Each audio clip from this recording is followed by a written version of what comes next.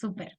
Bueno, le damos la más cordial bienvenida al doctor Fernando Barona, un querido amigo que desde Colombia, que alcanzó a llegar, ¿verdad?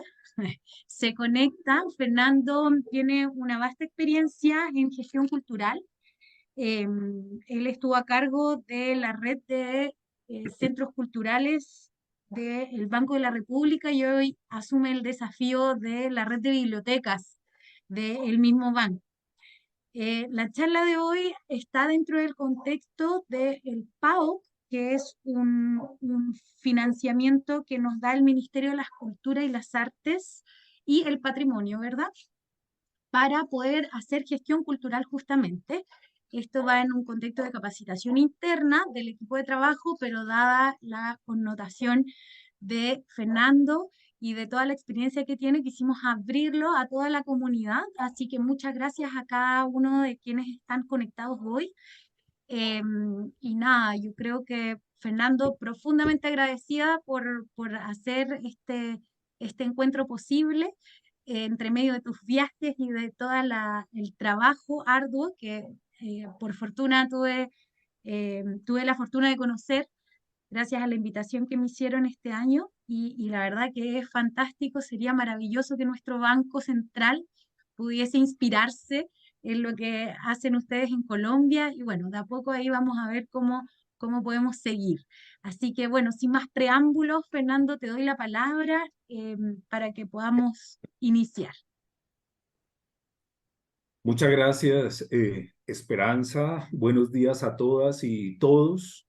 Muchas gracias por estar conectadas y conectados a esta conversación que, que la verdad con estos medios atravesados por la tecnología eh, aparecen más como monólogos, que quisiera que fueran más diálogos que nos lo permite la presencialidad, pero bueno, mientras esto lo tengamos de esta forma y algún día espero que nos podamos encontrar presencialmente y poder conversar de esto y de muchísimas otras cosas, eh, pues yo les solicito su comprensión por si hablo mucho, muy largo. Espero no cansarlos, espero no aburrirlos, espero que estemos, sobre todo que estemos conectados. Estas conexiones a veces también nos disipan un poco porque estamos en nuestras oficinas, estamos atendiendo mil cosas y al final la conectividad no nos deja estar como en la sintonía que quisiéramos y que hemos perdido justo por no tener la presencialidad. Este vínculo de la relación, el relacionamiento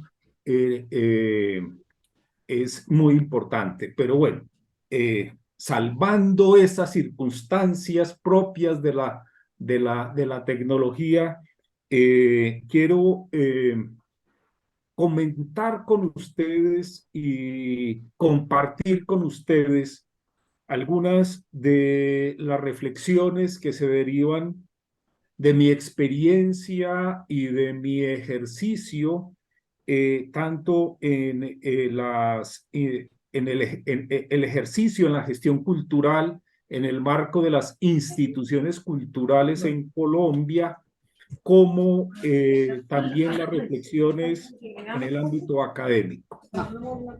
Creo que compartir estas dos orientaciones desde lo académico y la práctica en las instituciones culturales me ha abierto, y lo digo de verdad, con modestia total, me ha abierto la posibilidad para formularme muchas preguntas. Y creo que el centro de lo que nosotros hacemos en las instituciones culturales como gestores de los procesos culturales es la formulación de las preguntas. tal vez no es tener la respuesta para tantas cosas, para tantas situaciones y para tantas preguntas, sino que de las preguntas podamos generar acciones que deriven en otras preguntas. De la esencia misma del ser humano se fundamenta en la pregunta. Y me gusta pensarlo así porque la pregunta misma es la que nos abre el camino hacia el desarrollo del conocimiento y, por supuesto, de muchos de los sentidos que se generan con el conocimiento tienen su origen en la curiosidad que despiertan las preguntas. Así que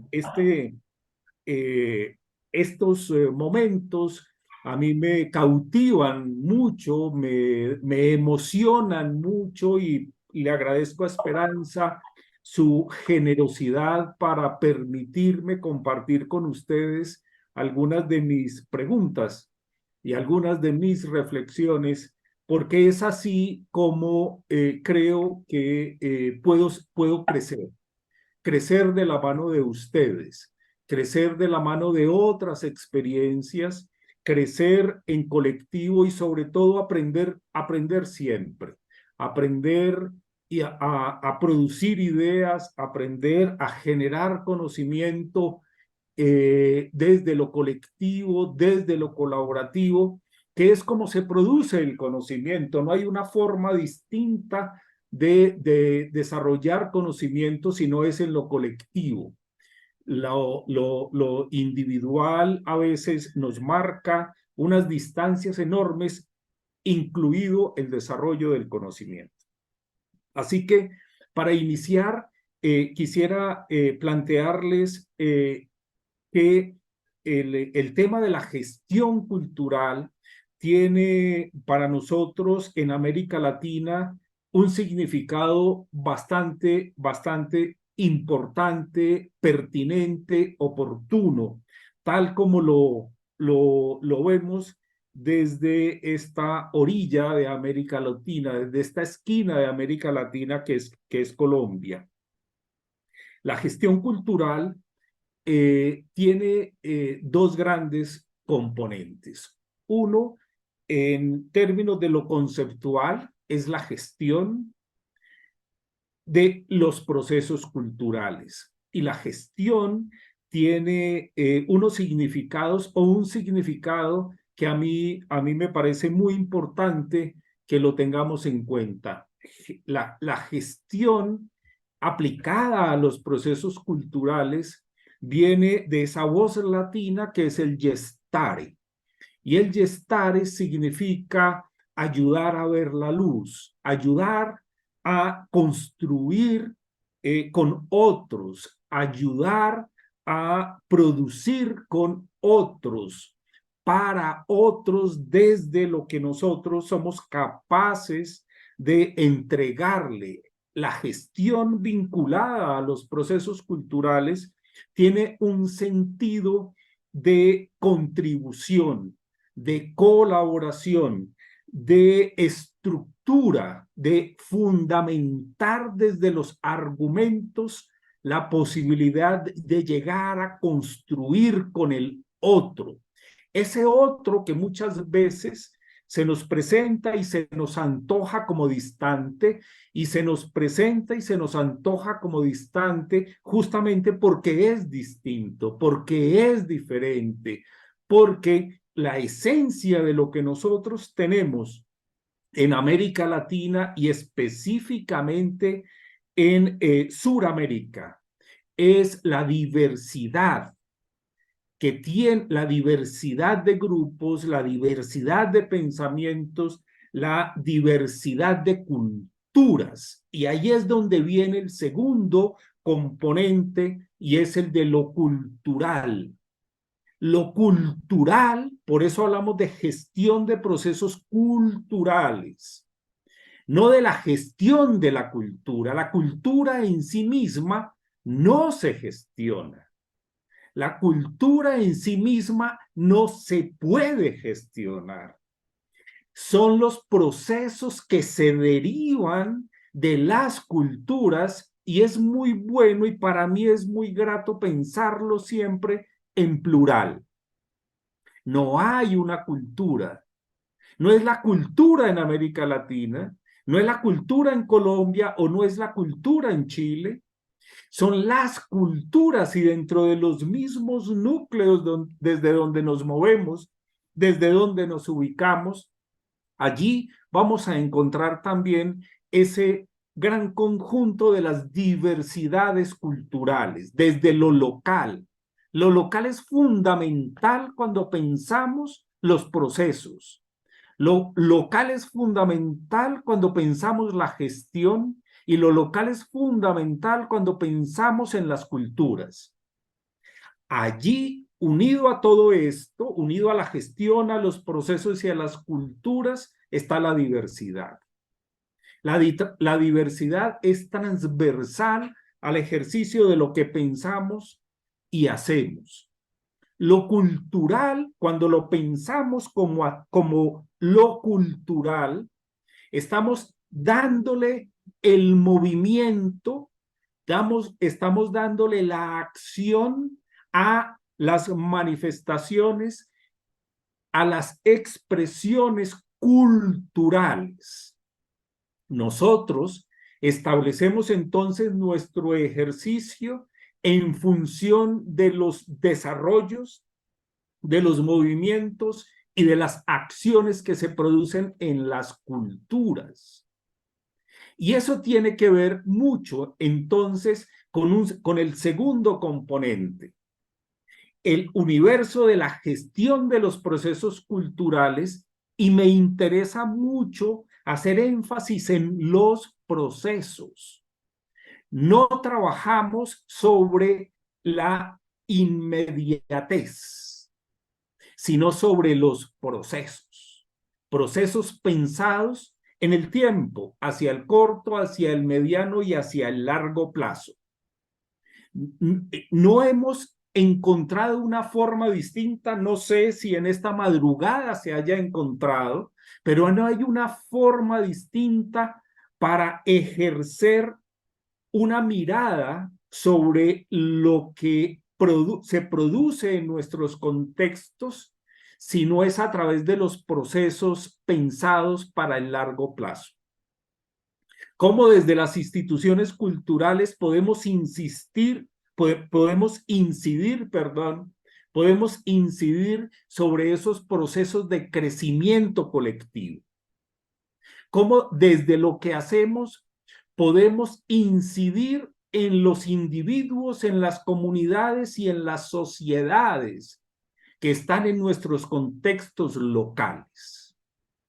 Nuestros ejercicios, nuestra tarea, nuestra labor constante tiene que ser la de lectores de nuestras propias realidades, lectores de nuestros contextos. Nosotros, en las instituciones donde estamos o donde estemos, debemos leer constantemente lo que está sucediendo en el entorno. Y eso significa que para poder leer lo que está sucediendo en nuestro entorno, lo que está sucediendo en el contexto local, debemos desatornillarnos de las sillas.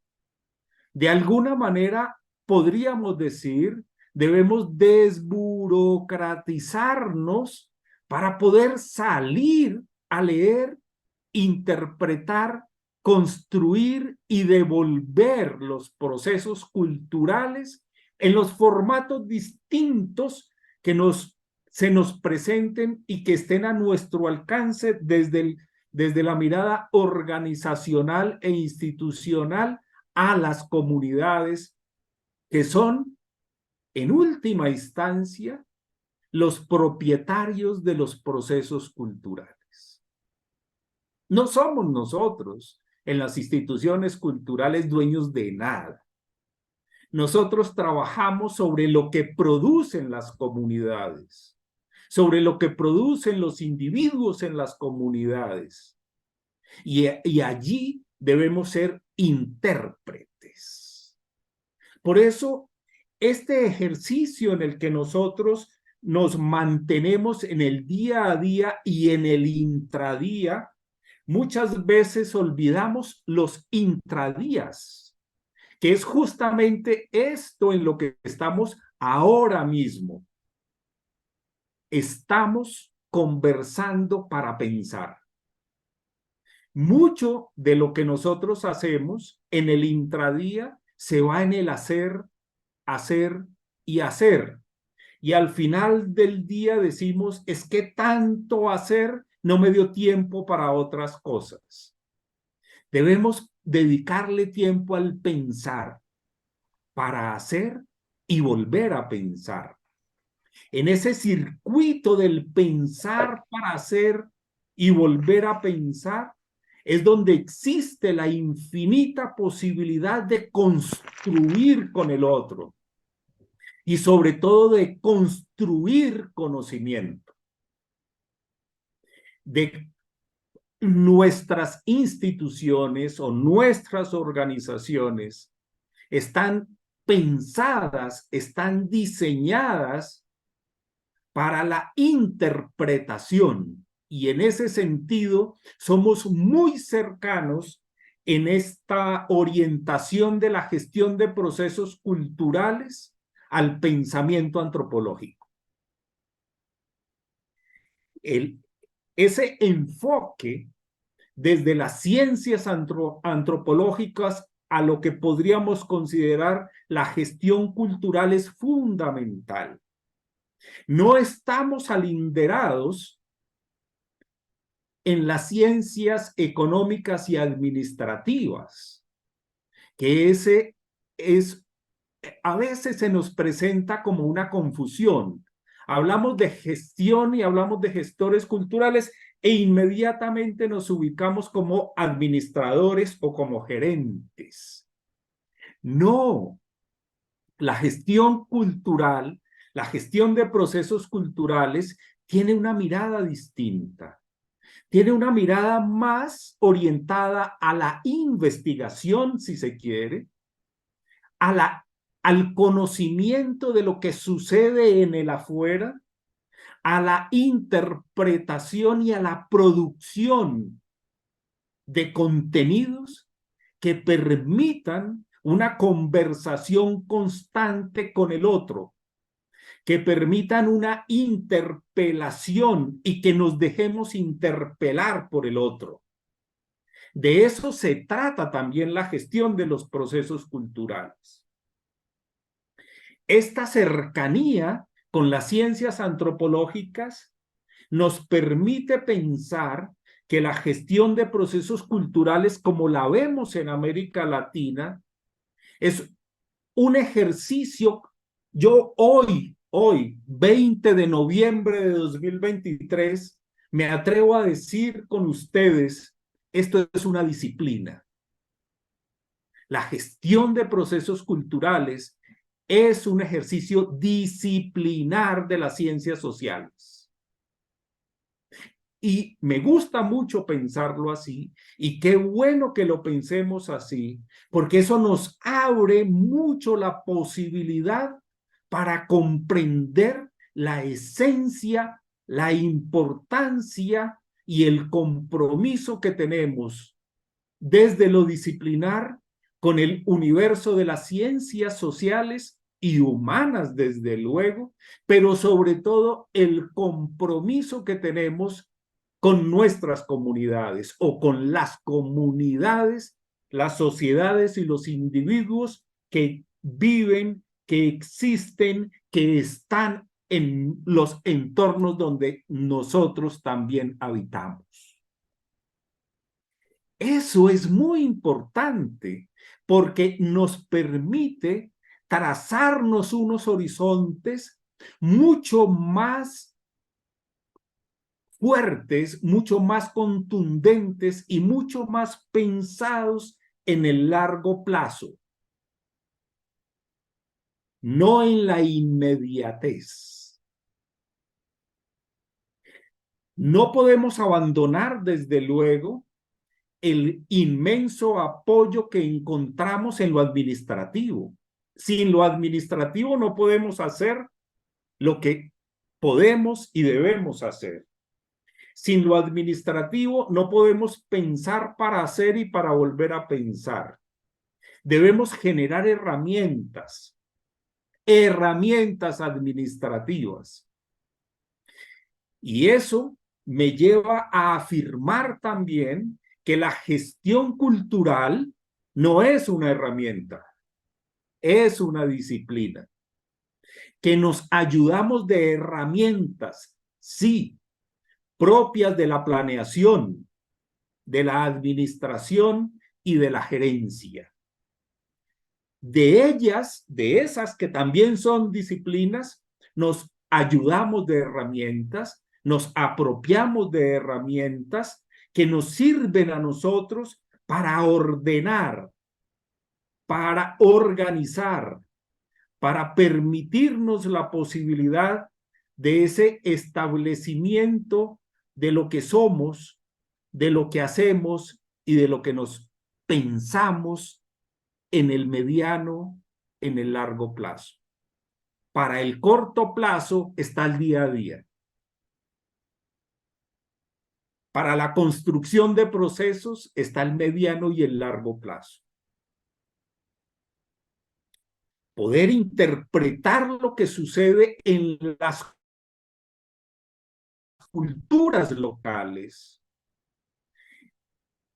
Todos sabemos, todos conocemos que lo que existe en un barrio, que lo que existe en una vereda, que lo que existe en una localidad es porque existen culturas.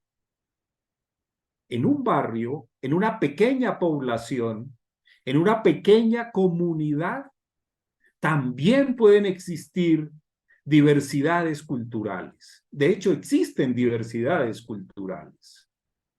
Y ahí es donde nosotros tenemos, en este punto de la conversación, puedo decir, tenemos la obligación de leer lo que sucede allí, de leer cuáles son esos argumentos con los cuales se estructuran esas nuevas realidades que se están produciendo en esos contextos. Desde esas lecturas y desde nuestra posibilidad de interpretar las realidades, podemos construir unos nuevos contenidos, como digo, para ser devueltos a las mismas comunidades y entrar en diálogos constantes con ellos para construir y seguir construyendo. Más allá de la puesta en escena de las artes, que es un área importante dentro de las instituciones culturales, de las artes plásticas, de las artes visuales, de la museística, de la museología, del mundo documental, de ese infinito mundo documental que se alberga en las bibliotecas. Hay otros universos, otras grandes producciones que se están produciendo permanentemente en las comunidades. Existen nuevas formas de relacionarse. ¿Cuáles son esas nuevas formas de relacionarse hoy de los diferentes grupos etarios en las comunidades cercanas a nuestras instituciones? ¿Cómo se comunican los jóvenes hoy? ¿Cómo se comunican las personas de una forma intergeneracional? ¿Cómo se comunican las personas hoy de una manera intersectorial? ¿Cómo se aplica hoy el pensamiento feminista desde las corrientes de género, desde las corrientes del feminismo, desde las posiciones políticas que se tiene hoy en función de la presencia de estas nuevas formas de pensar la sociedad? Una de ellas es desde el feminismo.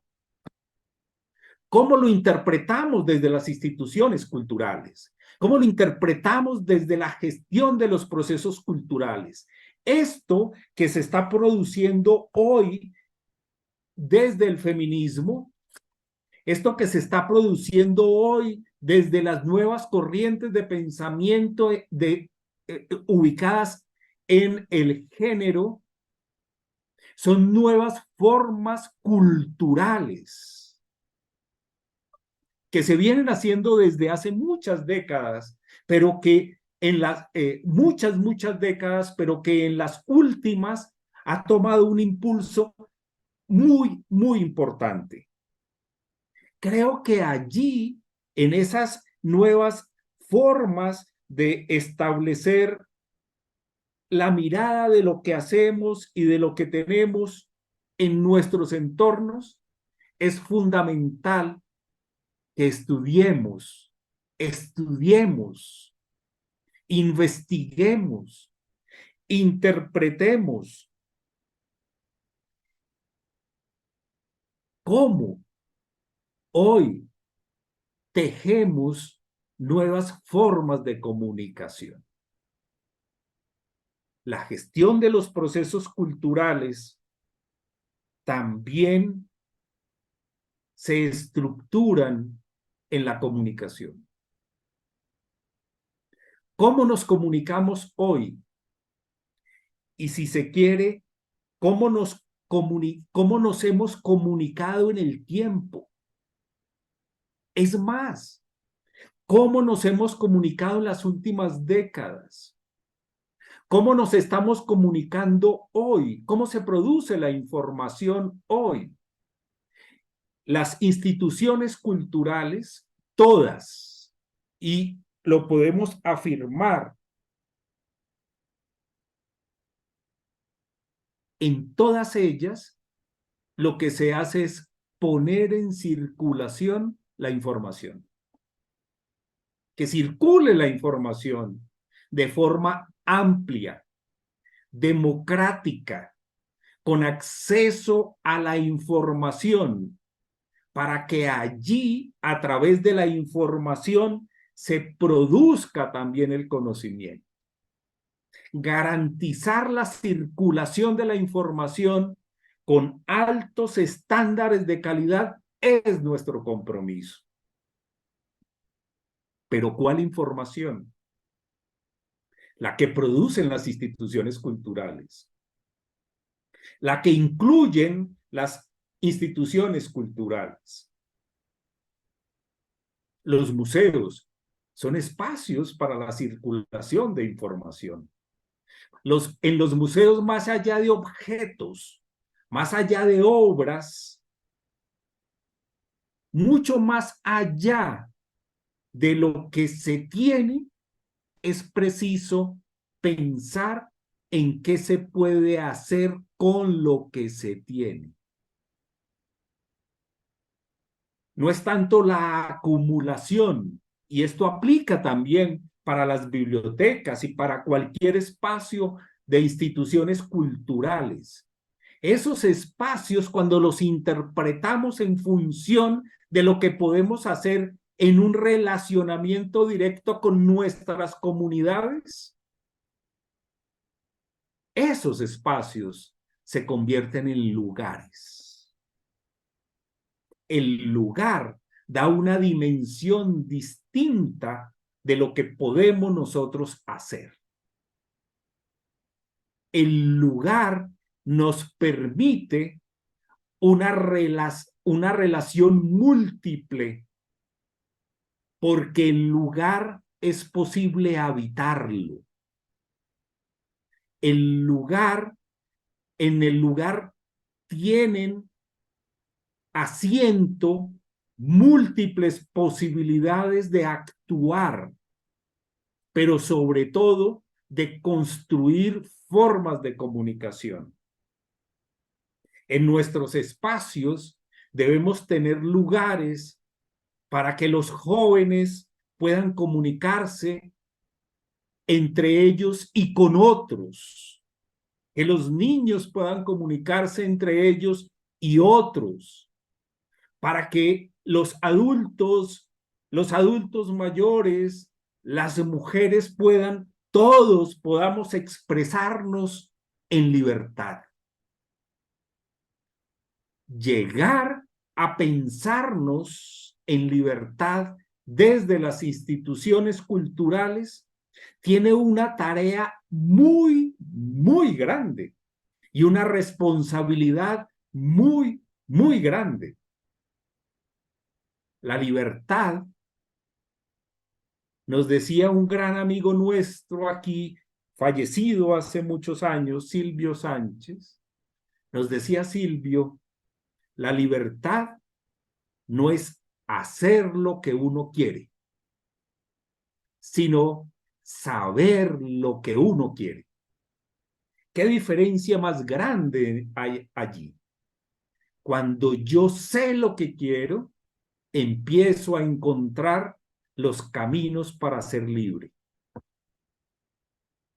Y de eso se trata el trabajo en nuestras instituciones culturales. Ayudar desde ese concepto de la gestión para que el ser humano, para que el individuo sea libre. Y la libertad en esa búsqueda empieza en la construcción del pensamiento crítico. Las instituciones culturales y nosotros como gestores de estos procesos culturales nos debemos afirmar en el pensamiento crítico. Nos debemos afirmar en la infinita posibilidad de construirnos como ciudadanos. Hace unos días me encontré una frase del profesor Borges, allí muy cerca de ustedes, mucho más cerca de ustedes geográficamente, pero cerca de nuestros corazones todos, el gran maestro Borges, refiriéndose a los argentinos. Y decía algo que me llamó mucho la atención porque de alguna manera tiene que ver con lo que estamos diciendo. Decía, los argentinos tienen mucho de individuos, pero poco de ciudadanos.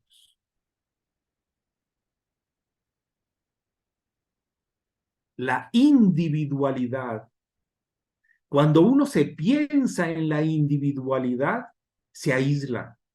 Desde luego, tiene razón el profesor Borges. Pero cuando se piensa como ciudadano, se piensa en función del otro, en esa estructura relacional, que es lo que deben permitir las instituciones culturales. Lo relacional. De allí que el gran compromiso, diríamos el compromiso superior que tenemos en las instituciones culturales, es el de contribuir en la formación del sentido de ciudadanía. De todos, ser ciudadanos, no solo ser individuos. Qué bien esa precisión del profesor Borges, porque nos lleva a pensar que lo que nosotros hacemos tiene la responsabilidad en las comunidades, de pensarnos en las colectividades y de poder llegar a ese sentido de ser ciudadano. Pero ¿cómo lo hacemos? Lo hacemos en función de la interpretación justamente de las culturas, como bien lo afirma el profesor James Clifford. Hay que interpretar las culturas. Y esa es la tarea de los gestores de procesos culturales, interpretar las culturas. Por eso me afirmo otra vez en que estamos muy cerca del universo de las ciencias antropológicas. Ese es el deber de la gestión de los procesos culturales, que es lo que nos marca diferencias con herramientas con líneas de acción que se han desarrollado en otras partes del mundo. Europa ha llevado la administración cultural y la ha llevado muy bien. Y se aterrizan en la administración cultural.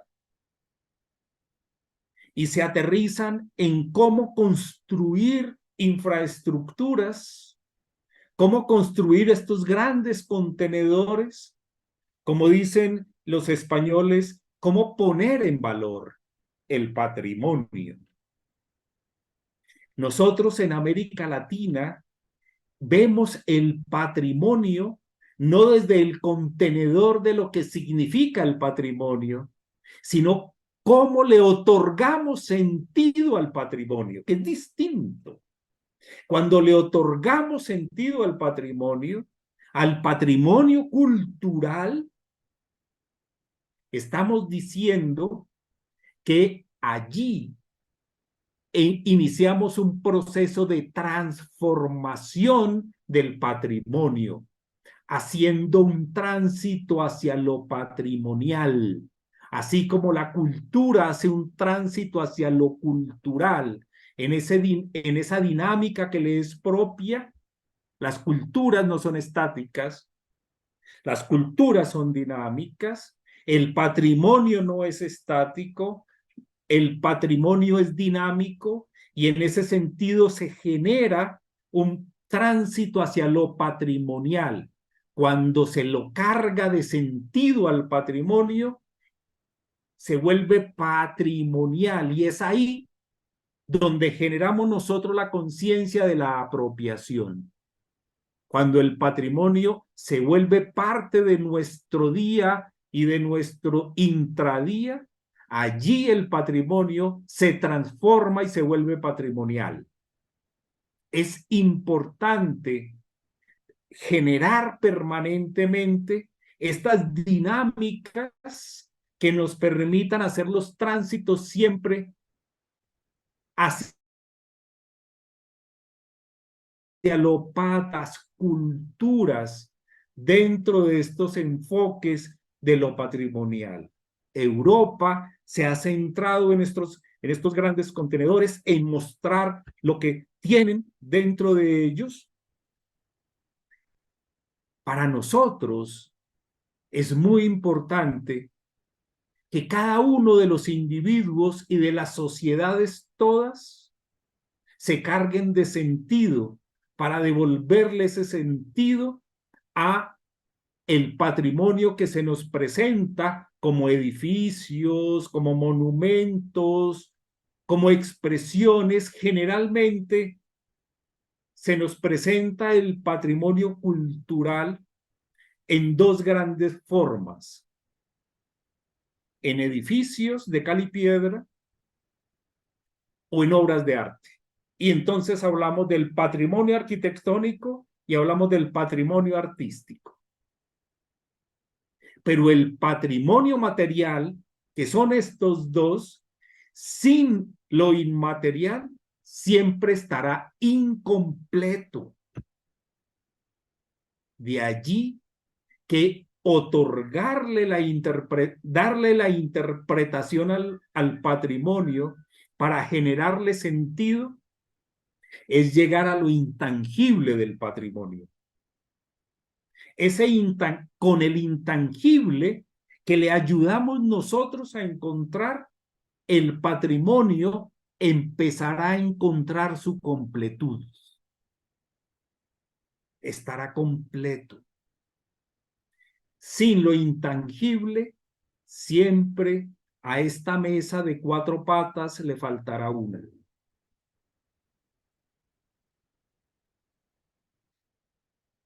El ejercicio que nosotros debemos entonces hacer es no pensar o pensar de una forma distinta en función de lo que tenemos y podemos hacer con lo que tenemos. El vínculo con lo que sucede en el exterior de nuestras instituciones, en esa interpretación, para traducirlo en nuevos contenidos que se devuelvan, es permitir la posibilidad de generar nuevas interpretaciones. El patrimonio se recibe no para mantenerlo intacto. El patrimonio se recibe para transformarlo, para que crezca. De allí que instituciones culturales como los museos no los debemos pensar tanto como infraestructuras para el entretenimiento. Lo debemos pensar, sí, para el crecimiento y, si se quiere, también para el disfrute. Pero el disfrute no es sinónimo de entretenimiento. El disfrute nos implica. El disfrute hace que nos interpelemos y que interpelemos al otro. El disfrute también puede ser un acto doloroso. Yo disfruto una obra de arte que me toca infinitamente en mis pensamientos. Me duele, pero la disfruto porque me interpela. Allí, en ese relacionamiento, podemos nosotros también entregar otras formas para llegar a establecer cómo dialogamos de forma horizontal con el otro, donde el otro también puede ser una obra de arte, donde el otro también puede ser un documento, donde el otro también puede ser un edificio. Pero si yo no dialogo con el edificio no pasará de ser más que un edificio. Pero si dialogo con él, ese edificio patrimonio se vuelve patrimonial. Y se consigue a través del diálogo. Así como es posible dialogar con muchas formas que se establecen en términos de las realidades que tenemos en nuestras instituciones, al lado de nuestras instituciones culturales. Todas las instituciones culturales tienen unos discursos. Por supuesto, todos nosotros manejamos unos discursos, también como gestores de procesos culturales. Pero ni las instituciones culturales, ni las organizaciones culturales, ni nosotros como gestores de procesos culturales somos neutrales. No somos neutrales. Los discursos que tenemos tienen unas posiciones políticas. La decisión que tomamos frente a la curaduría de una exposición, frente al diseño de un seminario, frente a la propuesta de un taller, es ya una definición política. Cuando nosotros nos definimos por una y no por otra, es una definición política. Y está atravesada por lo que pensamos, quienes diseñamos, quienes proponemos, quienes hacemos, pero sobre todo por quienes estamos en la construcción constante del pensamiento. Para eso estamos en las instituciones culturales. No para ser neutrales, para incidir. Para incidir. Y no todo lo que hacemos en las instituciones culturales es positivo para las comunidades que lo están recibiendo. A veces decimos, no, es que es cultural, le tiene que interesar a todo el mundo y ser bien recibido por todos. No, eso es un engaño. Y discúlpenme que lo manifieste así taxativamente, pero es un engaño. No todo lo que hacemos es bien recibido o tendría que ser bien recibido por todo el mundo, porque como se establece en función de ese macrouniverso que llamamos cultura, pero ese macrouniverso lo tenemos que ver en el micro, qué es lo que sucede en el microuniverso de las culturas y a dónde le estamos llegando, con qué discurso le estamos llegando. Recordemos que los griegos tenían esa fabulosa manifestación del excurso.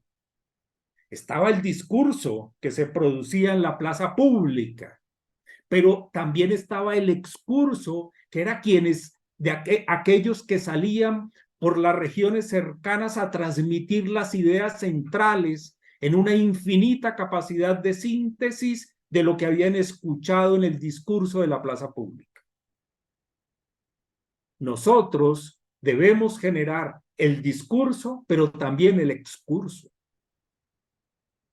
No es esperar a que la gente llegue a nosotros, porque somos la institución cultural y basta con abrir las puertas. No, hay que llegar donde se están produciendo las expresiones, las manifestaciones culturales y sobre todo donde se producen los nuevos discursos para poder interpretarlos y producir a partir de allí formatos, contenidos, propuestas, acciones, desarrollos, alternativas, posibilidades que nos lleven todos ellos a la generación de nuevos conocimientos. Todas las instituciones culturales que tienen el discurso o que deben tener los discursos generalmente, y esa es una constante que encontramos en las instituciones culturales. Todos decimos, trabajamos por las identidades culturales. O a veces, equívocamente decimos, por la identidad cultural. Las instituciones culturales trabajan por la identidad cultural. Es un error plantearlo en singular. Trabajamos en función de las identidades culturales. Porque cuando decimos que trabajamos en función de la identidad cultural, siempre estamos al borde de la crisis. Porque la identidad entra en crisis. Cuando se acepta, una vez reconocemos que en los entornos existe diversas manifestaciones, diversas expresiones, diversos valores, diversas culturas, que se establece no lo universal, sino lo particular desde la diversidad, entendemos que la identidad no existe, que existen identidades y en ellas múltiples razones para encontrar la posición en el mundo de cada una de las colectividades, de las comunidades y de las sociedades y desde luego de los individuos. Entonces, esa consideración universal de lo supuestamente inmutable que es la identidad cultural tiene que ser interpelada por una pregunta, y es la de ¿qué razón tiene el que tengamos instituciones culturales fundamentadas en una identidad cultural cuando ellas mismas hoy se nos presentan como fragmentadas, relacionales y parciales? ¿Qué razón tienen entonces estas instituciones culturales? Optamos por verlas de frente y enfrentarnos a este carácter de mutabilidad, o les damos la espalda y seguimos construyendo estos proyectos de nación inacabados en nuestra América Latina. Ese es otro de nuestros grandes compromisos.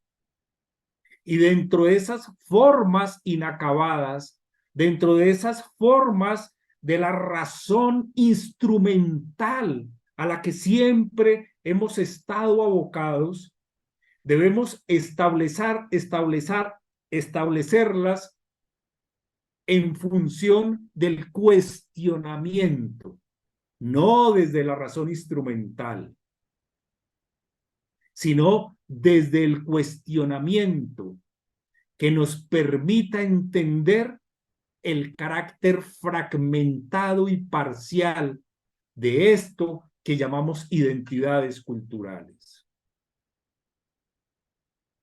Por eso es tan importante encontrar razones para que esto que llamamos gestión de procesos culturales en América Latina, cercanas a los desarrollos de nuestras comunidades, marquen diferencias con el universo de la administración cultural que se desarrolla en otras partes del mundo, por ejemplo en Europa, o marque también diferencias con las orientaciones gerenciales que se producen en Estados Unidos y en buena parte de Centroamérica. Es lo gerencial, donde hay un componente importante dentro de esa estructura gerencial y es el ordenamiento, por un lado, de los recursos, pero por otro, por dónde debe ir el proceso de desarrollo de la institución cultural como tal. Hay una definición en términos del camino que se le traza. Mucho de ello amparado en esa figura enorme que encontramos en muchas de las instituciones culturales en Estados Unidos que se llama el voluntariado. Que es muy importante, desde luego, pero el voluntario es voluntario. Está cuando quiere. Ese es el principio del voluntario. Está cuando quiere y cuando le interesa. Cuando responde a sus intereses. No cuando responda a los intereses del otro, que es el compromiso nuestro. El compromiso de trabajar en función de lo que sucede en esos contextos, de lo que sucede en esos entornos.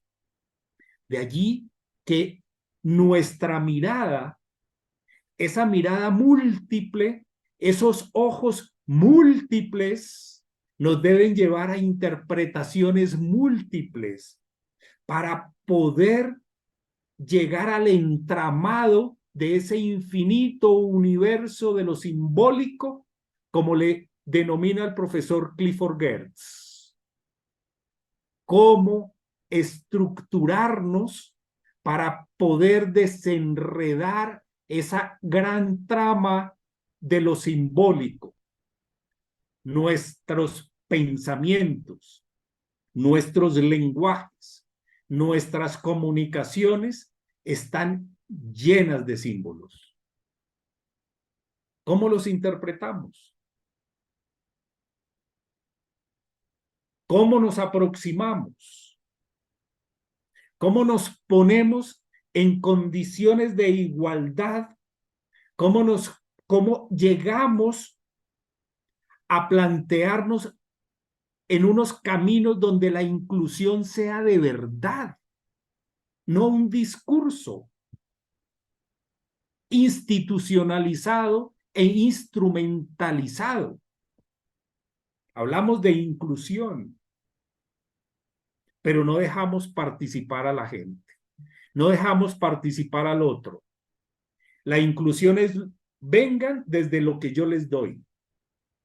Vengan y escuchen lo que yo les tengo que decir. Eso no es inclusión. Eso es exclusión. La inclusión, y a mí me gusta, no sé por qué tengo la inclinación en los últimos días de pensar que la participación debe estar incluida dentro de ese gran concepto que conocemos como inclusión. Si soy inclusivo e incluyente, permito o no permito, abro el camino, abro la posibilidad para la participación. La participación se deriva allí, de la inclusión y del ser incluyentes, donde tengamos voces, no donde le demos la voz al otro, no, donde reconozcamos el poder que tiene el otro en condiciones de igualdad. Donna Haraway, creo que nos ha marcado un camino importante que nos lleva a pensar en condiciones de igualdad a partir de los ejercicios que se han hecho en función del poder. Donna Haraway, esta gran teórica que nos introduce de una forma clara, pertinente, oportuna en las rutas del feminismo, donde el feminismo, desde luego, y creo que todos y todas lo tenemos claro, no es un tema solo de las mujeres. El feminismo no es un tema de preocupación de las mujeres. Que se ha empoderado desde allí, sí, pero es un tema que nos compete a todos. Por eso, cuando se habla de las nuevas masculinidades, se habla es desde el feminismo, no desde la masculinidad. Cuando se habla de estas nuevas formas de ocuparnos de nuestra posición en el mundo como individuos, como seres humanos, como personas, no como de hombres y como de mujeres, sino como de personas, nos estamos pensando en una dimensión distinta. Nos estamos pensando en una dimensión que nos abarca a todos y a todas. ¿Cómo poder entender la gran incidencia que hoy tiene la tecnología frente a los desarrollos del ser humano? Cómo la tecnología misma está incidiendo en la ampliación de las brechas entre lo que se ha considerado el mundo femenino y el mundo masculino. El universo de la tecnología, nos dice Donna Haraway justamente en su reflexión sobre el cyborg, es un universo heteropatriarcal. ¿Cómo lo entendemos desde las instituciones culturales? ¿Cómo entendemos lo patriarcal en las instituciones culturales? Yo recuerdo hace muchos años, cuando empezaba yo este trabajo en las instituciones culturales, escuché una expresión de alguien, un connotado personaje de la vida cultural, que decía, hace muchos años, decía algo así como, es que la responsabilidad de las instituciones culturales, la dirección de las instituciones culturales debe ser para las mujeres, porque allí pueden apartarse del mundo aburrido de sus maridos. ¿Qué cosa más fuerte esa? ¿Qué cosa más fuerte? El trabajo cultural tenía ese enfoque ya hace varias décadas, donde lo fundamental era encontrar, o lo corriente era encontrar expresiones como esto es bonito, esto puede ser muy bonito para que vengan y lo vean. Expresiones fundamentadas solo desde una mirada sobre la estética, no sobre la estructura que fundamenta la estética o las estéticas. Y quienes podían ver o no bonito algo era desde la mirada de la mujer. No, creo que el tránsito que hoy hemos hecho en el universo de interpretación de nuestra posición en el mundo como seres humanos nos invita a pensar, nos invita también al cuestionamiento constante de qué tanto entendemos hoy las nuevas posibilidades que tenemos de ser en el mundo desde las miradas feministas, desde las miradas de género, desde las miradas políticas en función del poder que se ejerce desde el lugar que tomemos nosotros como individuos, como comunidades y como sociedades. Eso debe estar en la agenda de las instituciones culturales. ¿Cómo se determina y desde qué mirada se determina que un elemento, una expresión o una manifestación es o no patrimonio o patrimonial? ¿Cuál es la mirada que se ejerce sobre ello? ¿Desde dónde se ubica? ¿Desde qué universo se ubica? ¿Seguirá siendo patriarcal? Y si no pensemos en algo que es básico y seguramente ustedes van a decir, a ver, pero ¿de qué nos está hablando este hombre hoy? El concepto patrimonio. El concepto como concepto es masculino.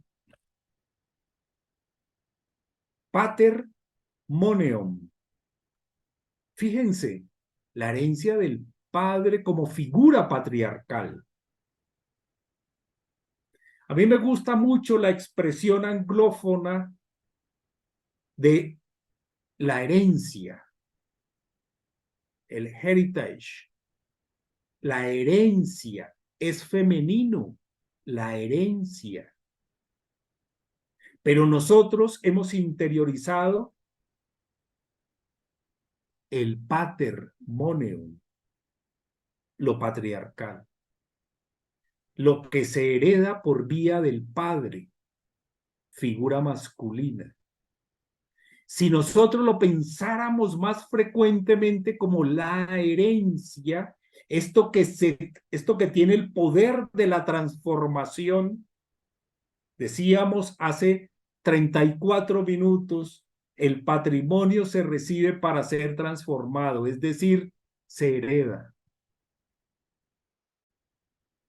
La herencia se transforma. La capacidad de pensarnos desde allí tiene una mirada distinta. Todos estos elementos, todos estos argumentos es lo que nos permite llegar a significaciones, a resignificaciones, a construir diálogos interculturales, intergeneracionales, intersectoriales, que contribuyan a la construcción de conocimiento y que contribuyan a la generación de ese sentido de ciudadanía. Desde allí es donde nos pensamos la gestión de los procesos culturales hoy en nuestra querida América Latina. Y eso es lo que he querido yo transmitirles en esta mañana. Y espero que por favor ustedes así lo reciban. Muchas gracias. Gracias a ti, Fernando. Vamos a, bueno, todo lo que nos comentaste y todo cómo llevaste la reflexión, nos asume, sobre todo acá en Chile, ¿verdad? Con estas políticas neoliberales, incluso que han tocado de manera profunda a las artes y a la cultura. Me gustaría, que es algo que ya hemos conversado con Fernando en otras oportunidades, me gustaría que pudiéramos conversar muy brevemente de este fatal concepto de las industrias creativas y de cómo esto realmente atenta a esta toma de decisión por parte de nuestros centros culturales. Aquí hay harta gente que trabaja centro cultural, academias de música, y en el fondo poner una perspectiva crítica, real y contundente en términos de que efectivamente nosotros estamos trabajando para procesos de transformación desde la escucha del otro y no en un proceso productivo sistemático mercantil que atenta justamente a la creatividad, creación y reflexión crítica. Por tanto, en ese sentido, me gustaría que pudiésemos a lo mejor interpelarnos a nosotros mismos en una reflexión que pudiésemos también levantar como centros culturales hacia estas políticas de Estado que están de alguna manera intentando transformarse, pero sin una visión realmente crítica. Em, Dejo esto, Fernando, para que tomes el guante, como decimos acá. Pues gracias por pasarme el guante. Pues mira, esto sí que es un tema de, de una reflexión profunda, la verdad, y seria, muy seria, muy seria. La gestión de procesos culturales no es una disciplina que se fundamente en la generación de capitales económicos o de capitales financieros.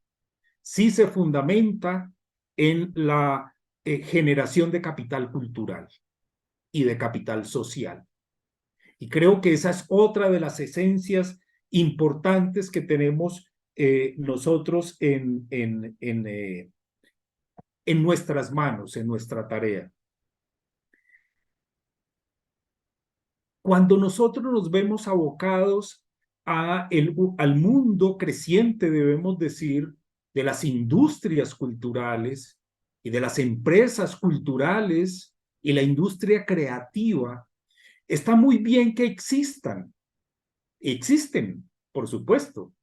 Las industrias culturales han existido hace mucho tiempo. Las editoriales, la prensa, todas ellas son industrias culturales. Las empresas, las industrias disqueras son industrias culturales, pero están más en el centro de los crecimientos económicos que en el centro de los crecimientos culturales. Y allí es valioso recordar a dos pensadores muy importantes en Alemania en la década del 30-40, Hans Horkheimer y Teodoro Adorno. Tienen una publicación que seguramente ustedes la conocen y permítanme recordarla, que es La dialéctica de la ilustración.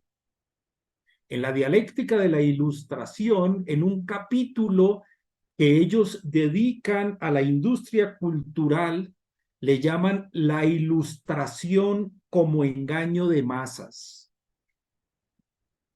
Y allí nos dicen algo que 80 años después tiene plena vigencia. Como el conocimiento, cuando es estructurado, siempre tendrá vigencia. No nos interesa tanto estar pegados de las ideas de moda, que a veces lo son. Nos interesa estar atados a las estructuras que tienen vigencia, no a la moda, como esto de Horkheimer y Adorno, que son vigentes. Nos decían ellos, cuidado con las industrias culturales, cuidado, porque si nos metemos en las industrias culturales, las expresiones y manifestaciones culturales que se deriven de los colectivos humanos, una vez se representen y se resignifiquen, a ellas solo podrán tener acceso quienes puedan pagar por su disfrute. Y de alguna manera es lo que hoy estamos viendo con este gran desarrollo de las industrias culturales, cada vez más se estrechan y generan unas brechas enormes donde solamente tienen capacidad de acercarse a ellas quienes tengan la capacidad adquisitiva para pagar por ello. Allí tenemos nosotros un gran compromiso.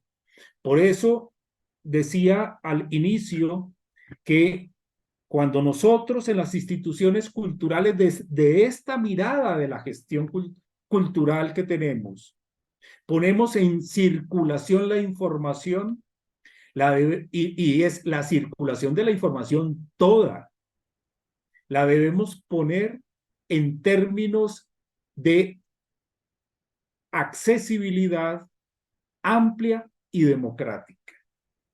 Es para todos, no para algunos.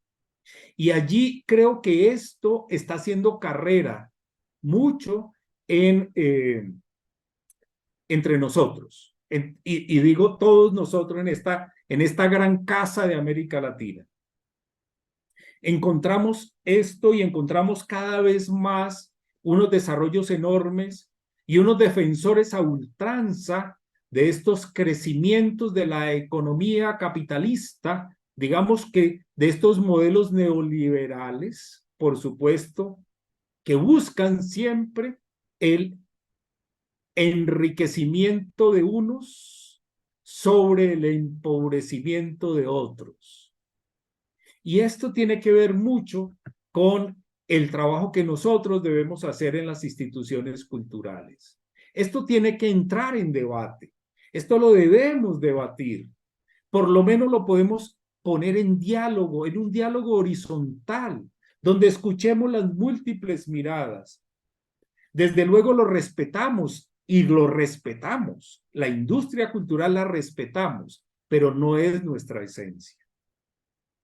No es nuestra razón de ser. Nuestra razón de ser está en la circulación de la información, en los debates abiertos, en los diálogos constantes, en ponernos en desacuerdo, no en llegar a acuerdos porque tenemos que llegar a los acuerdos, no. Es más importante el desacuerdo porque en ellos crecemos en función del respeto mutuo. Respetemos, sí, el crecimiento de ellos, pero nuestra esencia es traer todas estas preguntas, formularlas en eventos como este, por ejemplo, donde sea posible una conversación tranquila, sin afanes académicos, sin afanes intelectuales, sin tener, o mejor, zafándonos un poco de esos egoísmos que a veces habitan también en las instituciones culturales, pero que son constantes en las industrias culturales. Yes. Súper. Yo no sé si quisiera alguien más comentar algo, compartir. Nosotros acá en Chile, Fernando, como te comentaba, estamos casi todos trabajando a fondo público, que efectivamente promueve una competencia brutal que tratamos de desdibujar con este tipo de encuentros y este tipo de conversatorios, pero que se vuelve muy difícil. Entonces, nada, el desafío es grande y ahí vamos, sin resolución completa por ahora, pero sí con las ganas de seguir aprendiendo entre todos. No sé si alguien quisiera comentar. Walter, tienes la palabra. Eh, Hola, buenos días y mil gracias por clarificarnos un montón de certidumbres que a veces uno tiene y que no sabe si son tan así. Eh, con lo que decías. Y un poco comparto también lo que estaba diciendo Esperanza, ¿no? Es decir, yo soy gestor cultural en un liceo público, en un liceo de enseñanza media, es decir, con adolescentes, en un pueblo muy chiquitito, de 5.000 habitantes, rural, y logramos de alguna manera una estrategia en donde el mismo liceo sea el que genere los fondos de cultura para el municipio. Para que te hagas una idea, el presupuesto para el año que viene del municipio en cultura para todo el año son 6 millones de pesos chilenos, que eso son como 60.000 dólares más o menos a nivel comunal. Y nosotros como liceo, más una agrupación, estamos generando 45 millones de pesos. Es decir, 450.000, casi 450.000 dólares. Eh, y eso me parece injusto, porque es justamente lo que decía, es decir, en vez de preocuparnos en la difusión, en el tránsito, en la circulación de la cultura, nos tenemos que preocupar de generar los recursos, porque si no tenemos los recursos no podemos hacer la otra parte, que es la circulación. Siendo que hay otras instituciones que son mucho más grandes y que sí tienen personal y tiempo destinado a buscar recursos y a buscar recursos en cantidades mucho mayores. Bueno, ahora hay todo un tema acá en Chile con el tema de las fundaciones. Si a nosotros nos hacen problema por 2, 3 pesos y hay fundaciones que no se sabe dónde está la plata de miles o de cientos de millones de pesos. Entonces, quería saber en tu experiencia en la experiencia de Colombia en particular o de los países que conozcas, cómo es esta relación, si es tan de David Goliat a ese nivel, ¿no? Es decir, que los dos están peleando, pero la pelea es bastante desigual por los mismos fondos, porque es el mismo recurso, es decir, tanto las grandes corporaciones como nosotros vamos a pedirle plata al mismo Ministerio de Cultura. Entonces, y las formas de relaciones también son distintas, ¿no? El lobby político es caníbal, es caníbal. Entonces, me gustaría saber eso, o de alguna otra experiencia que sepa cómo sobrevivir y no morir en el intento. Gracias, Walter. Muchas gracias por tu intervención que clarifica un poco el panorama también de lo que sucede en algunas otras, en algunos otros países. Yo conozco un poco el caso colombiano, conozco un poco el caso de Brasil y tal vez en ellos hay unas diferencias con lo que tú estás planteando para el caso de Chile.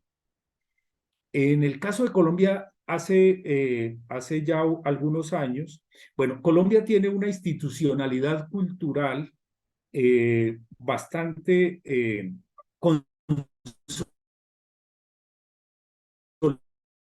consolidada, visible en dos estructuras que funcionan de manera autónoma, de manera independiente.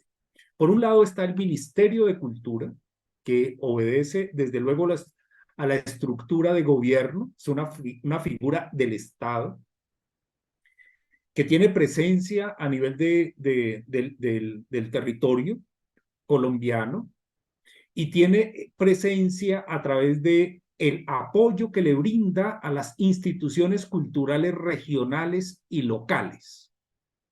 No incide directamente sobre los desarrollos culturales porque la constitución política de Colombia, que se definió en 1991, deja muy claro el papel del Estado frente a los desarrollos culturales. El Estado no interviene en los desarrollos culturales, los apoya. Y en ese sentido el mandato es claro. Debe haber una distribución hacia la institucionalidad cultural regional y local, que es de alguna manera, bueno, no es tampoco un jardín de rosas. También existen estos canibalismos. No creas que por acá no existen también estos caníbales. Los hay, pero se tiene la figura constitucional que le permite la generación o la captación de recursos de una manera regionalizada. Entonces están los departamentos y están los municipios, que son estas estructuras en las regiones más pequeñas que la figura del Estado, y allí también se producen recursos por una figura que se llaman regalías, dependiendo de la productividad del número de población que exista en estas regiones. Hay una distribución de las regalías entre las regiones, y buena parte de las regalías van para dos sectores: investigación tecnológica y científica y cultura. La educación va por otro lado, que es justamente el Ministerio de Educación. Digamos que esa es una estructura. La otra estructura de una incidencia importante en el país es el Banco de la República, que es el Banco Central de Colombia. Es el banco emisor que tiene una tarea de, desde luego, controlar la economía, controlar la inflación, que es su tarea central, sobre todo desde estas figuras macroeconómicas. Esa es una parte importante del Banco Central, pero tiene por definición de ley también la labor cultural. El Banco de la República tiene entonces en el país una presencia cultural en 29 regiones. En 29 regiones de las 32 que existen. En esas 29 existen bibliotecas, y alrededor de las bibliotecas unos desarrollos importantes en términos de todas estas cosas de las que hemos estado conversando, que de alguna manera lo que les he comentado es parte de la experiencia que yo conozco, de la que he trabajado un poco dentro de esta institución. Yo trabajo en el Banco de la República y conozco pues medianamente por dónde va la política cultural del Banco de la República, que se desarrolla a partir de dos figuras. Desde luego con una infraestructura que se llena de contenidos. No es solamente el contenedor, sino los contenidos que tienen allí.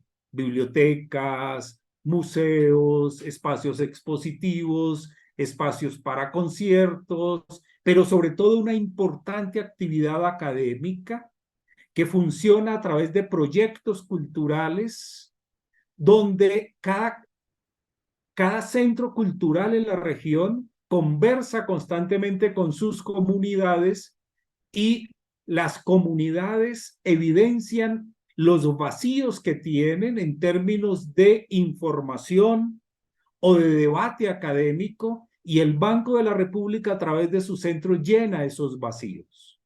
Es una comunicación con las comunidades.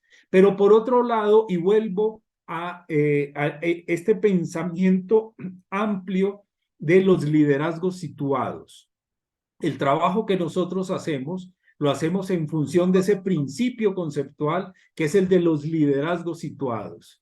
Y el liderazgo situado se deriva de alguna manera de ese concepto más amplio también de Donna Haraway, que es el del conocimiento situado. ¿Qué es eso de lo que hablábamos hace un momento? cómo leo la realidad para ubicarme en ella, para interpretarla y de alguna manera, como nos lo enseñó el profesor Orlando Falsborda, para transformarla. Esa es, digamos que la estructura que nosotros en Colombia, digamos, a manera de institucionalidad tenemos. Por supuesto, existen organizaciones culturales más pequeñas, organizaciones comunitarias que acceden a fondos del Ministerio de Cultura, que abre cada año tanto becas como fondos de apoyo para el fomento cultural. El Ministerio de Cultura tiene en su tarea el fomento cultural. Nosotros, como Banco de la República, no tenemos el fomento en nuestras directrices, sino la circulación de la información. Y dentro del fomento, desde luego, pueden acceder a estos fondos, pues las organizaciones culturales como museos o como centros culturales, como grupos de teatro, grupos artísticos, expresiones populares, expresiones tradicionales, etcétera, que a través de concursos, a través de propuestas, seguramente también como lo hacen ustedes, acceden a estos recursos. Pero por otro lado está el modelo brasilero, el modelo en este vecino país nuestro, que es Brasil, que se desarrolló hace alrededor de 20 años con el ministerio de Gil, de Gilberto Gil. En el ministerio, en el gobierno de Lula, en el primer gobierno de Ignacio Lula, que fue ministro de Cultura Gilberto Gil, se desarrolló el modelo de los puntos de cultura. Los puntos de cultura, como ustedes recuerdan, fue ese recorrido por Brasil, donde a través de los apoyos regionales, a partir de la visibilidad que se alcanzaba en los líderes de las distintas regiones del país, se fueron construyendo puntos de cultura, pero no determinados por el Ministerio de Cultura, sino apoyados por el Ministerio de Cultura e identificados por las comunidades en cada uno de esos puntos de cultura. Por eso allí hay una forma heterogénea de puntos de cultura, porque responden a lo que las comunidades decían que necesitaban y querían. Con el apoyo del gobierno se fomentó.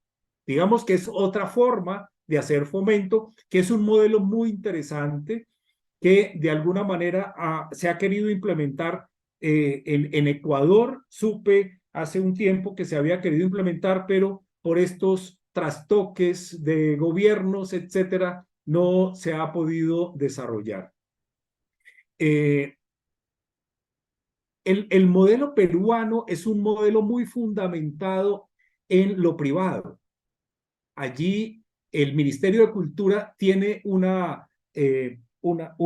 trabajo en función del patrimonio cultural, en términos de el acervo cultural que tienen, en tanto lo arqueológico, pero también lo colonial y las bibliotecas, los fondos bibliográficos, pero no tanto en fomento. El fomento justamente lo hacen bancos privados, no el Banco Central como se hace en Colombia, sino, por ejemplo, el Banco de Crédito del Perú.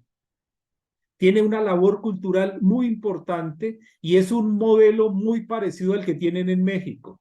En México el Banco Central tampoco hace este trabajo, más allá de lo que hace con el Museo Numismático de México, que lo tienen en un gran palacio restaurado y es un museo de la historia, de la economía muy, muy importante en Ciudad de México. Pero el apoyo a proyectos, por ejemplo, de artesanos o apoyo a proyectos de desarrollos comunitarios en términos culturales, lo hace Banamex, el Banco Nacional de México, que es un banco privado. Estos modelos creo que unos y otros funcionan bien, pero mucho tiene que ver con la presión que se haga también desde los círculos comunitarios. Eso es fundamental. Pero quisiera hacer un comentario, Walter, y ya que mencionas que tu trabajo está en una comunidad rural, digamos, la diferencia entre la gestión cultural urbana y la gestión cultural rural es algo que nos motiva a nosotros a investigarlo siempre. No es igual, no puede ser igual. Las formas como se establecen las comunicaciones son distintas en lo rural a lo urbano. Trasladar la gestión cultural que se hace en lo urbano a lo rural creo que puede llegar a ser un desacierto. Y más cuando se trabaja en una institución educativa. Qué interesantísimo ese modelo, interesantísima ese trabajo que tienes, Walter, allí, que envidiable además, porque entre otras razones, desde luego, el trabajo de la institución educativa es formar. Ese es su trabajo. El trabajo de la institución cultural es transformar. Y muchas veces el trabajo que nosotros hacemos es transformar lo que se ha entregado en las instituciones educativas en los procesos de formación. ¿Qué reto más grande tienes, Walter, en el liceo? Transformar lo que tus colegas docentes hacen en la formación. Qué bueno, en un diálogo constante, en una posibilidad de interpelar también por dónde van los direccionamientos de los nuevos mundos. Muchas gracias, Fernando. Bueno, en honor al tiempo, quisiera nada más agradecer, Fernando, nuevamente esta tremenda charla. Creo que todos quedamos muy inspirados. Yo estuve ahí enviando algunos textos por el chat para que los rescaten, para seguir construyendo y aportando desde la circulación del conocimiento hacia nuestros labores transformadores como centros culturales y gestores. Así que nada, muy, muy agradecida. Si alguien luego quisiera hacer algún comentario o pregunta o si le emerge algo, pueden contactarme directamente en casatallerchihuayante@gmail.com para que podamos luego hacer cualquier observación. Yo sé que Fernando siempre está muy disponible para hacer respuestas. Fernando, me estoy tomando todas las atribuciones, discúlpame. Pero sí, somos personas muy abiertas a poder colaborar. Así que nada, muchas gracias, gracias infinitas también a todos quienes tomaron el tiempo de poder estar, asistir. Y bueno, vamos a dejar igual disponible el video porque sé que mucha gente no pudo asistir, pero tenía todas las ganas de hacerlo. Así que muchísimas gracias a todos. Infinitas gracias por su tiempo y por su atención y por su participación. Adiós, buen día. Ya casi Buen tarde día. para ustedes. Y Para que nosotros descanse, todavía es Fernando. buen día. Bueno, así lo haré. Abrazos. Vale, Eso. adiós. Abrazos. Muchas Chao. gracias. Chao, chao. Adiós. Chao. Gracias.